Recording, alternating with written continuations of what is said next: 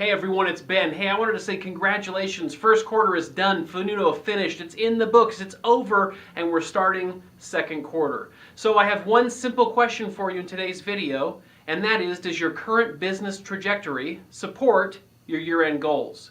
Now, what if I told you I had a simple worksheet that could predict where you're going to finish the year on your current pace? Stick around and I'll walk you through it.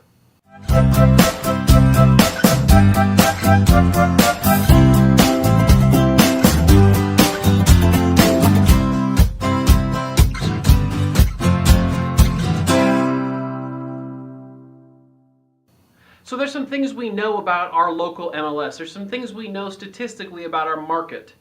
And one thing that surprises a lot of agents is that we really aren't as seasonal as some people think we might be. Okay, so check this out.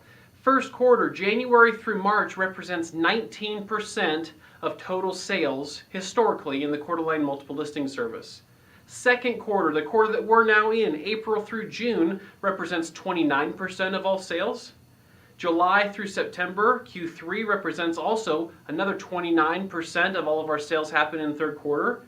And fourth quarter represents 23% of all of our total sales. So here's what I want you to see. Our market is not as seasonal as people make it out to be. The other thing that's important about this is that numbers help us tell a story. Numbers help you take control of your business instead of letting your business control you. So by using this worksheet, by seeing what your current pace is, by getting an idea of if you do nothing different where you're going to finish, you now have the choice. You have the chance to evaluate what path you're on and if that path works for you in accomplishing your year-end goals. One question that comes up a lot of times when looking at this worksheet with some of our agents is, are we aiming high enough?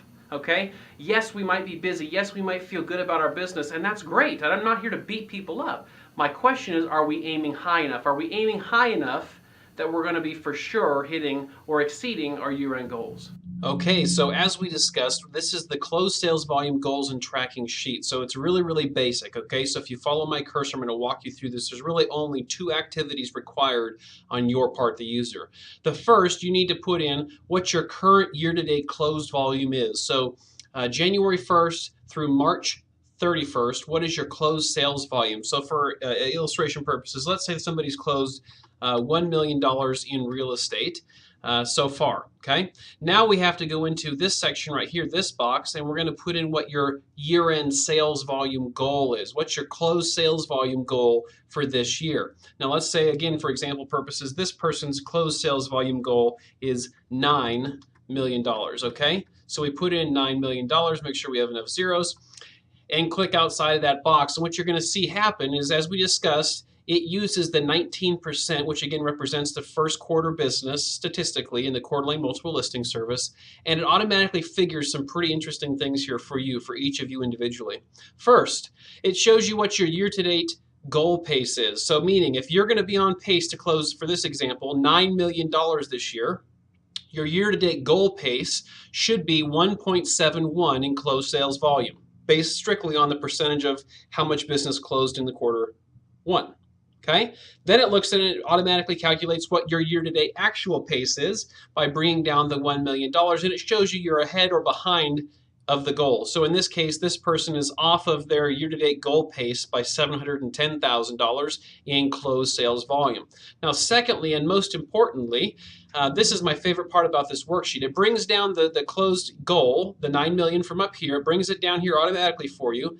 And it, through percentages, calculates based on your current pace. If you keep your current pace, if this person kept on the exact same pace they're currently on, it tells you with pretty good accuracy what the person is likely to close at the end of the year. So what you can see is, for illustration purposes, our sample agent here, closing $1 million year to date with a goal of $9 million annually, they're actually projected to only land at about 5.2, or let's call it 5.3 million in closed sales volume, which means they're off of their goal by $3,736,842.11. So with first quarter being over, that doesn't have to be a bad thing. That means that first quarter's done and we still have 3 quarters left to either continue on the great pace that we're experiencing or pick up the pace that we saw in first quarter, because what we know statistically is that there's 81% of the total sales historically closed in our market left to close this quarter through the end of the year. So make it count, get a plan, run through this worksheet, see what pace you're at, see where it tells you you're likely to finish the year, and you make the decision if that works for you or not. If not, reach out to me. I'd love to help you figure out a plan to get back on pace or to pick up your pace. Have a great day.